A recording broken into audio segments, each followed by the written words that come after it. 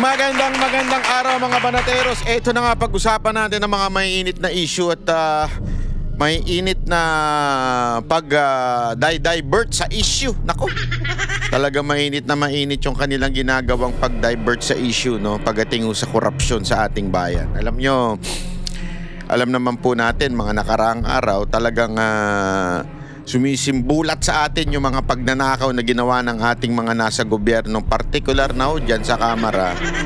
Pero tila dati tingnan nyo. Dati ang ingay-ingay niya mga yan. Di ba? Ang mga congressman nun, panay press con halos everyday, di ba? Sabi ko pa nga sa inyo nun, first time ata sa history to na araw-araw may press con ng mga ulul eh. Pero ngayon, mga kababayan, mula nung pumutok tong flood control project, mantakin mo wala na nagpapapreskon sa kanila. Hindi, pansin nyo ba? Di ba? Sabi ko sa inyo mga tarantado yung mga yan Puro yabang lang Akala mo, dati panayang hearing, tama mali, pinapatawag ang lahat ng tao. Ngayon, para mga basang sisiw na nagtatago sa mga lungga, mga ulul. Tama mali. Kasi galit na taong bayan sa kanila. Galit na dito sa mga congressman. Tapos, etong putang inang gobyerno na ito sa executive branch, sa pamumuno ni Marcos, ay nililihis ang issue. Kung sino-sino ang pinagbibintangan, si Martires, mga senador, ito si Diskaya, Itong issue patungkol ho dun sa witness. Yan ang pag-uusapan natin ngayon di ba? Again, I'm not saying wala pong kasalanan itong mga senador o ito si Diskaya. Hindi ko po yan ang sinasabi ko. Ang sinasabi ko lang, halatang dinadivert yung issue na kung saan puro congressman talaga ang nagpasok ng sobrang daming insertion. Di ba? Ang dinidiin lang nila sa Congress ay walang iba kung hindi si Zaldico. Si Zaldico talagang halatang tinulak na sa barko yan Halata naman Kitang-kita naman natin na talagang tinulak na siya sa barko para siya ang lahat ng sumalo ng mga buhaya. Diba yung galit ng taong bayan sa kanya lahat mapunta. Yan ang ginagawa. Kaya nga ako sa Zaldico magsalita ka unless nag-enjoy ka sa bilyon-bilyon mong pera. Diba? Gago! Hindi, ito, may tanong lang ako sa inyo. Ito, pangkalahatang tanong ito. Generic na, general question, ika nga. Kung kayo po ba ay nakatanggap ng mga umabot mahigit sa 50 billion, more or less, di ba? 50 billion na ang kinita ninyo. At nilaglag kayo sa Kumunoy, at nagagalit na ang taong bayan sa inyo.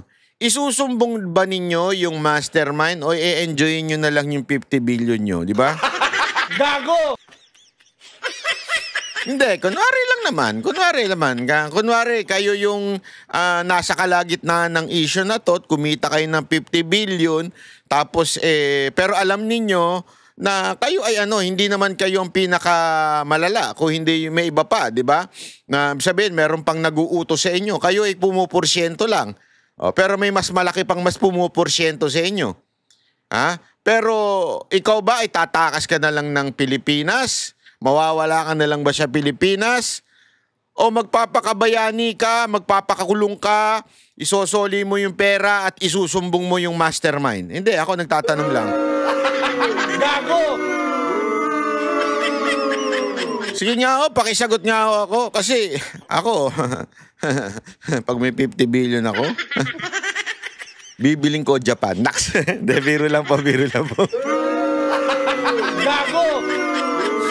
Hindi, di ba kung may ganyang kang pera, maiisip mo pa bang maging bayani? Ewan ko lang. Kasi ang bayani, tanda mo, patay o it's either patay o kulong, di ba? Yan ang bayani O enjoy mo na lang yung 50 billion, magkuya-kuya-kuy ka, tawanan mo yung mga nasa video, nasa social media, tawanan mo na lang yung nasa television. Tanginang to mga to, parang mga gago, gaganon ka na lang. Hindi, ako nagtatanong lang naman po ako sa inyo, Kasi your answer is good as mine, ika nga. Kaya nga ang tanong, sa tingin nyo ba, posible pa si Zaldico magsalita? Psh, Malabo na yan. Gago!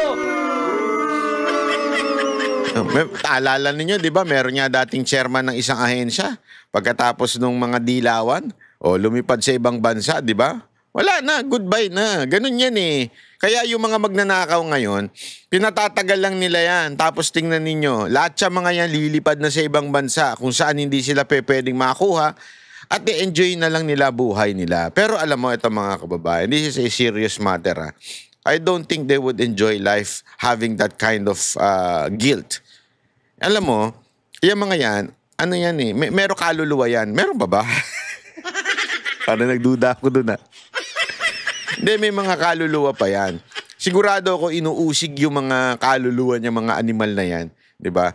Na pag sila ay matutulog na, inuusig sila ng mga kaluluwa nila na ninakaw nila yung... Maaring iba ang kaluluwa ho iba yung guilty ka. Hindi, marami kasi dyan, di na nagigilty, di ba?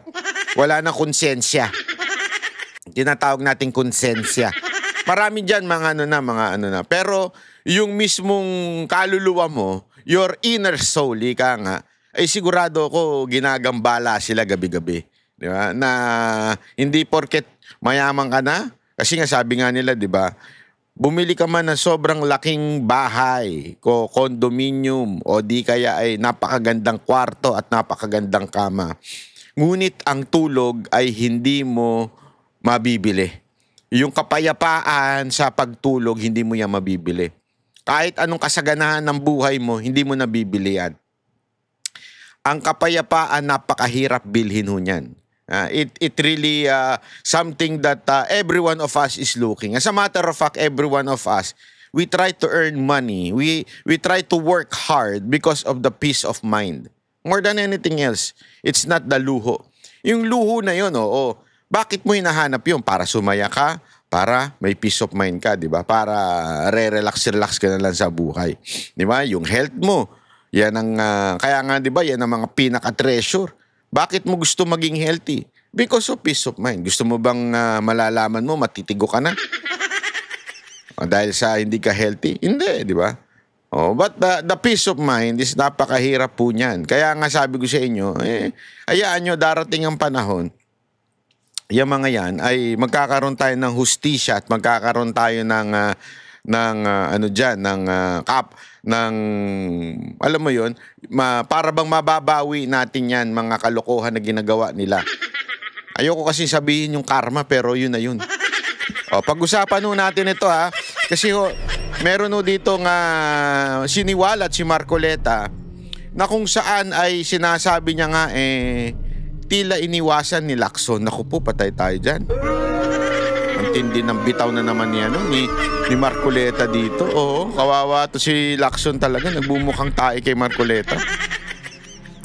Pero bago yan, may konting paalala lang ako dun sa ating pakape.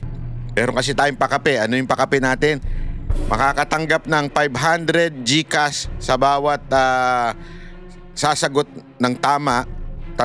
Unang tatlong sasagot ng tama, magkakaroon ng 500 GCash.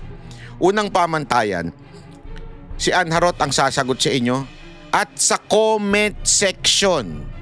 Huwag nyo siyang i-PM, hindi kayo mananalo kung i-PM nyo siya. Sa comment section kayo mag-comment. Dito sa video na ito, dito siya nagbabatay, okay? Dito ang basihan. Kaya mga kababayan, wag po tayo matigas ang ulo kasi yung iba daw, pini-PM si Ann Harot. Hindi po pwedeng palakasan dito, ha? Mag-comment kayo sa baba. Yung sagot sa baba nyo ilalagay. Okay? Sa comment section dito, sa video na to. Sa original Banat Bay. Hindi pa pwede kung saan-saan, ha? Pangalawa, yung mga nanalo na, wag na kayo mandaya. Hindi na kayo pwede uli manalo. Bigyan naman nyo, i-share. Kaya nga tayo nagkaganito para mag-share tayo ng mga pagtulong sa ating kapwa. Tapos gusto nyo makamkam lahat. Huwag na kayo sumali kung nanalo na kayo. Para naman para sa ibang tao naman ho ito. Okay? Sana ho, yon. Pangatlo, kailangan yung tamang sagot ay kumpleto. At malalaman nyo yung tanong, hindi sa huli, hindi sa gitna, hindi sa una. Bahala na kung kailan. Kasi yung ibang ginagawa, fino-forward lang, inaabangan yung question eh. Wag ganun. Dapat panoorin ninyo. Ha? Kasi para makita ninyo kung ano talaga yung essence nung pagpapakape natin. Para ho lahat talaga tayo ay tumutok at maintindihan ho yung discussion natin, di ba? So, tutok lang kayo dyan, di ba? Kung may tutuktuin, parang ayoko yun. Parang yun yung nagdemanda sa akin, ha? Kung may tutuktuin, may tutok kape. Tumutok ka lang, may kapakape ka na. Ayun. Ayos ba yun? Okay, ito. Panoorin na natin si Marcoleta. Okay. Welcome to this, folks, and Good morning, Attorney Trixie. Minsan lang ho kayo lumalabas sa TV. Attorney Edwin. Malakas po si Trixie sa inyo. Maraming salamat ho at pinaunlakan niyo po ang It's my honor. It's my honor. thank you for being here. So, kumusta naman, sir? Yung the RTC found that yung affidavit daw ay forged document. So, ngayon, ang tinatanong is, ano ang repercussions nito sa inyo daw dahil kayo yung nagpresenta? Repercussions on me. Meron siyang repercussions? May mga ganun. Hindi, tanong lang naman, syempre, umiikot. And I'm surprised this is happening. Are they trying to create? Ito yung sinasabing repercussion kasi mananagot daw siya sa pagpresenta ng witness. Tangin ang gago talaga. Hindi. Pakagago, no? Ikaw na nga yung nagpakita ng witness na nagsasabi ng mga totoong nangyayari, tapos ikaw pa mananagot. Hindi naman yung katulad ng isang senador na involved sa tanim witness eh. O, di ba? Di ba? O. Gago! Tama po ba, Kosen? Hindi naman yung katulad nung senador na yun eh. Yung, ewan ko ba? The mountain out of a molehill? Di ba ho, and I agree with this, and other legal luminaries have also agreed that notwithstanding the fact that the signature was of the lawyer, notary public, was allegedly forged, he already sworn in before the Senate, di ba? So, Yes, he did. Kaya, didn't that cure whatever defect there was in the preparation of the affidavit or the notarization of the affidavit? I think so, because the guy presented himself before the Senate Blue Ribbon Committee. Correct. He took his oath. And then he allowed himself to be interpellated by the entire committee. But let's get back to the allegedly. What is that? Repercussions. No, the notarized, the forged, whatever. forged document daw. The signature of the notary public was allegedly forged. Yes. If we can at least waste our precious time discussing this, you will have to believe and assume that Gutesa has the power to go to one office, get the notarial stamp of whoever is notarizing there, secure the dry seal, and then look for the last entry of the book of the notarial register Right. or the registry para makuha mo yung document number, the page number, and the book number, and then sasainan ni Gutesa. Are we able to assume all this, that Gutesa has the capacity to do all this by himself? The other lawyer who also presented the same signature, the same forged signature, was Attorney Romano Macalintan. Yes. At meron din akong nakuha, ganun din. Exactly. Yung signature, very, very close doon sa... So, ako, ang assumption ko dito, like the assumptions of many, if not all, pumunta ka sa isang lugar, let's say, the periphery of Quezon City Hall. Correct. Nandiyan naka-line up lahat ang ano. Somebody will go to each one of these. I-present niya yung paper. And then, all the guy would have to do is, bigay niya yung papel, then wait for a while, hanggang sa natatakan na lahat yung papeles niya. And then he pays. No one would insist on, let's say, verifying bago siya umalis. Sir, ma'am, can I please ascertain whether you are the one who signed this? Are you the lawyer who signed this document? Naku po, subukan mo yun sa notaryo.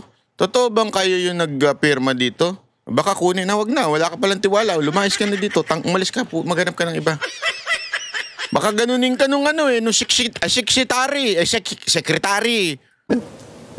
Yung po bang nagpapanotaryo had all these things to do bago siya umalis? The notary public in this country has become a cottage industry. Wala naman talagang lawyer doon eh. I have always assumed that somebody, like in the case of Gutesa, was there assigned by that lawyer, whoever she is or he is. Maring hindi siya ang pumirma, but she or he allowed somebody to sign for him or for her. This is happening everywhere. Sa This totoo is lang, something that we should recognize. sa totoo lang, kinagawian talaga dito yan eh. di ba? Pagkatapos yung poor na tao, ang i-ostracize, and he will be discredited by... Paano why are we allowing, let's say, ourselves to be swayed into other direction? Gutesa is the most credible witness ever presented in that committee. Why? Gutesa has nothing to gain. Gutesa has everything to lose, including his life, and the safety and the security of his family.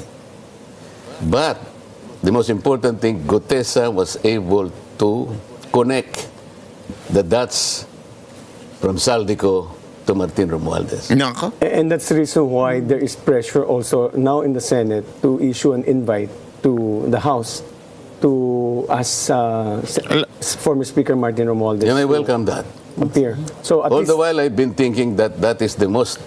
Alam mo, napapansin ko dito medyo sinasalo ni nitong isang to, itong dilawan na to, itong pinklawan na ito, dilawan na ito yung ewan ko, itong mga senador. Oo. Kasi ito, bumibira ng konti dito, pumipitik na dito si si Marcoleta, sinasabi na niya na sana, ito nga si Gutesa, ano ba to, si Gutesco ba ito? Gutesa. Gutesco kasi madalas kong punta noon eh.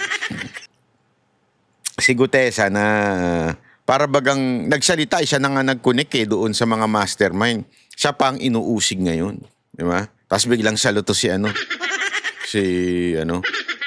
Lacerda na sinasabi niya ngayon na hindi, imbitahan naman na yun ng senador. Naku, sus, wala ka sa mga patot.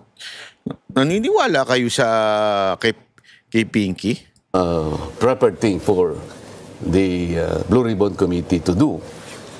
Why is it that all the personages mentioned by Gutesa in his sworn affidavit, like a certain John Paul Estrada and Mark Texay, allegedly the ones who were receiving the money and then counting the money in the house of from the house of Saldico in Valle Verde, then to be transported in his house in BGC, and from there yung leftovers, kasi like the one he mentioned that was December 2024, sabi niya ito po mine-mention ko special because this is pinakamalaki pong delivery namin.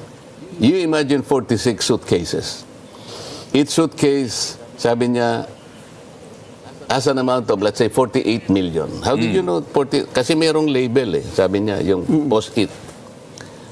And dadalhin po namin kay Saldico sa unit niya sa BGC. Out of 46, ang ibababa namin 35 at that time. So 11 ang naiwan, 35 ang dinala kay Martin Romualdez.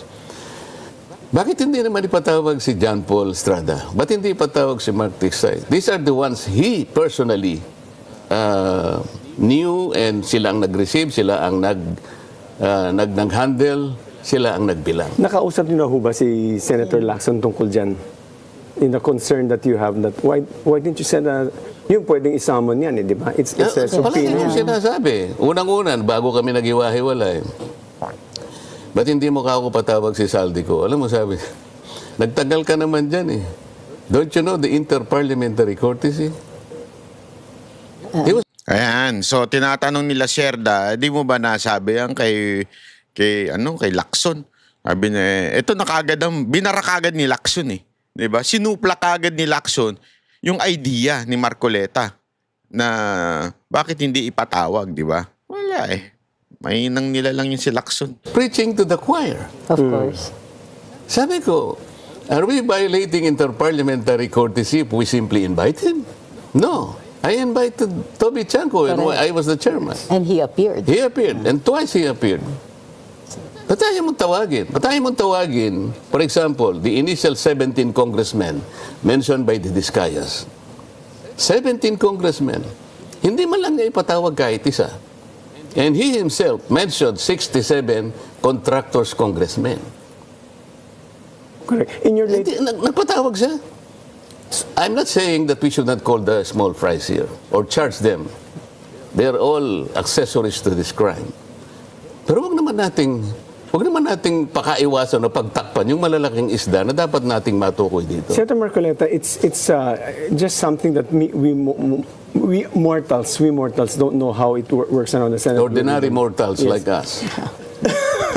Sir, Yun na. hindi kayo. Ito po, this is my question. Oh. The Senate operates as a collegial body. Yes, sir. So you're supposed to be discussing things amongst yourselves. Grabe, no? Oh, di ba? There are two main points that I want to ask. Dito po kay Mr. Gutesa, you presented him right there and there, no?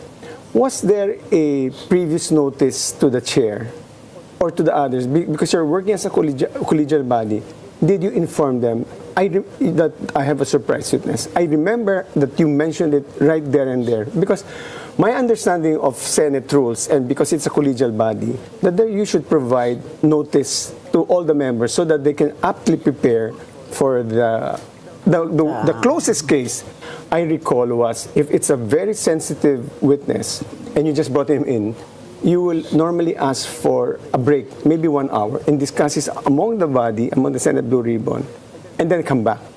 And by which time, they would have sufficient time to prepare. Why Ako, actually, mali din yung ganong klaseng proseso na sinasabi. Kasi alam mo, magiging obvious yan eh. Sigurado ako, kunwari, sandali may pipresenta kami ha. Aalamin muna yan kung anong sasabihin, ganyan. Tapos, hindi na ipipresenta, sasabihin na naman nila, executive session. Buti nga na-caught off guard sila eh. Pero at the same time, hindi pa rin totally caught off guard ang ginawa ni Marcoleta. Kasi kung matatandaan ninyo, pinaalam niya eh. Can we present this witness na ganito, kinuwento niya na pinapunta ako sa ganitong lugar, tapos can you present this witness? Yun ang maganda kasi transparent, di ba? Pag sinabi ni Lacson, hindi pwede yan. Magagalit ang taong bayan. Pero yung gagawin mo secret yung usapang ganon, naku po. Si Remulla nga nagagalit pag secret daw. Diba? Gago! So ibig sabihin nun, ito hindi ho ito masasabi nating itinago. Kasi pinaalam naman eh. Pwede naman niya sabihin, hindi, wag muna, mag-usap muna tayo. Ba't di niya ginanon? Takot siya sa taong bayan, sa galit ng taong bayan.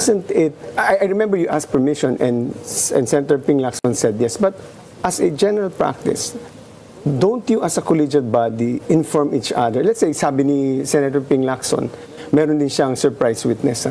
So, binandero niya sa publiko, meron siyang witness. Hindi ko po alam kung sabay naka-adjourn kayo ngayon.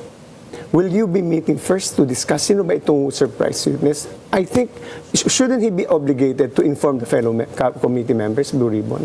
First, to the initial question you raised, bakit hindi ako nagkaroon ng pagkakataon na i-discuss sa kanila? Correct. Kasi, nung na-meet ko si Gutesa through Mike Defensor, there was a little time.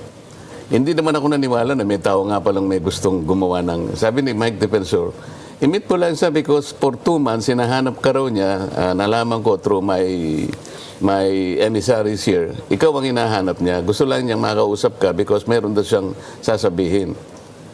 Sabi ko, paano ito mag-aalas 2 na? Ang namin, ang session namin is 3 o'clock. This was the day before Huba ng Blue Ribbon? Yes, yes.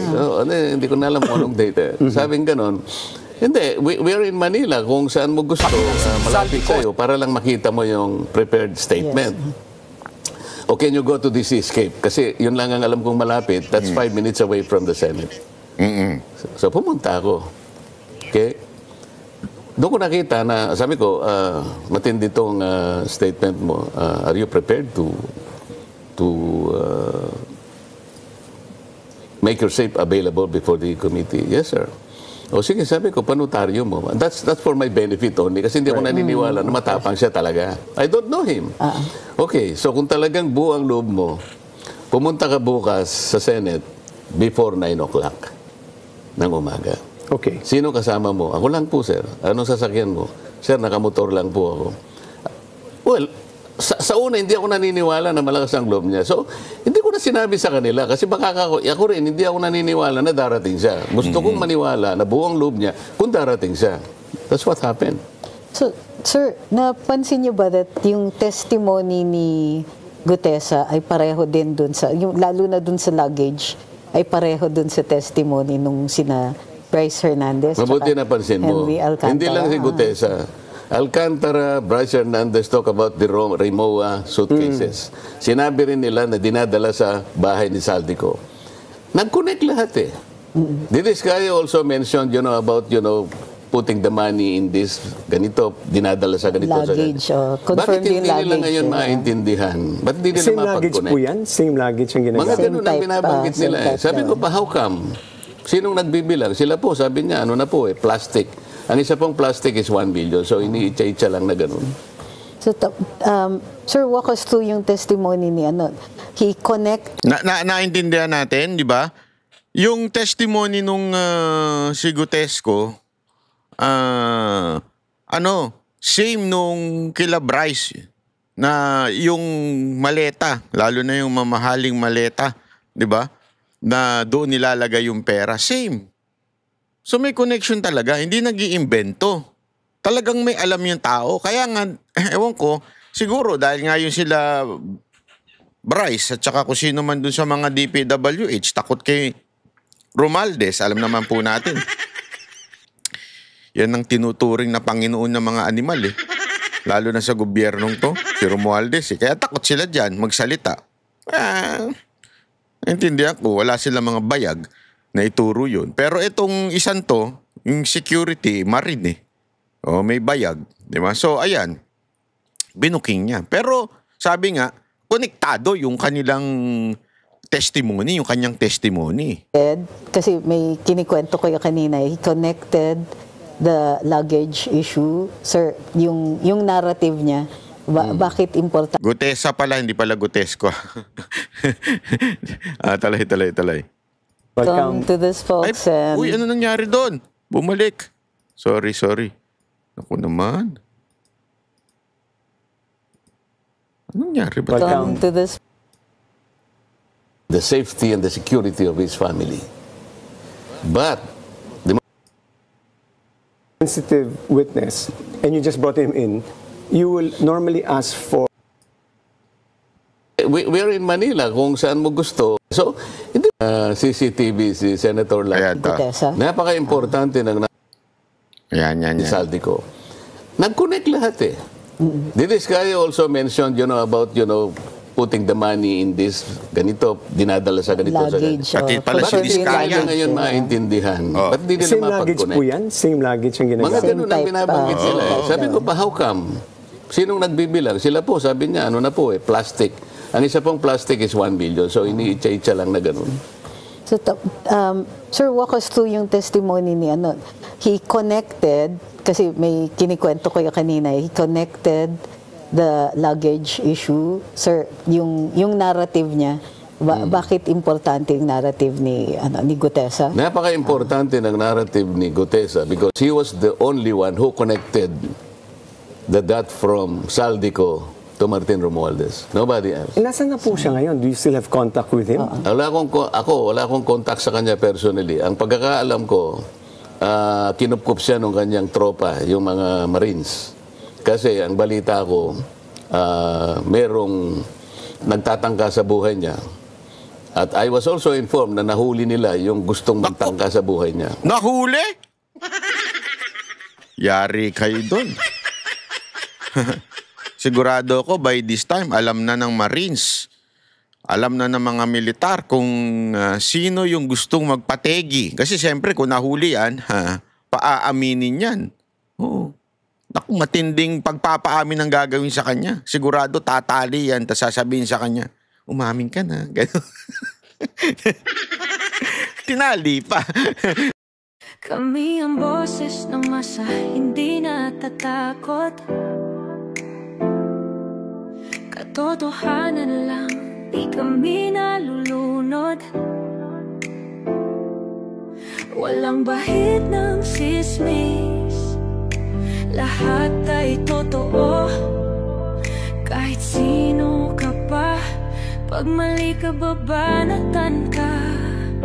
Walang pinipili kulay, wala kaming kinikilingan. Basta para sa bayan, kami lalaban. Pagdama palakpakan, pag mali banatan. Di matitinag, di matatakot, para sa bayan tuloy ang sigaw. Sa harap ng kamera, walang halong takot. Mga baluktot, lahat kayo'y tutumba. Ang hustisya at totoo, yun lang ang mahalaga. Kahit sinong harang, di kami matitinag. Walang Pilipino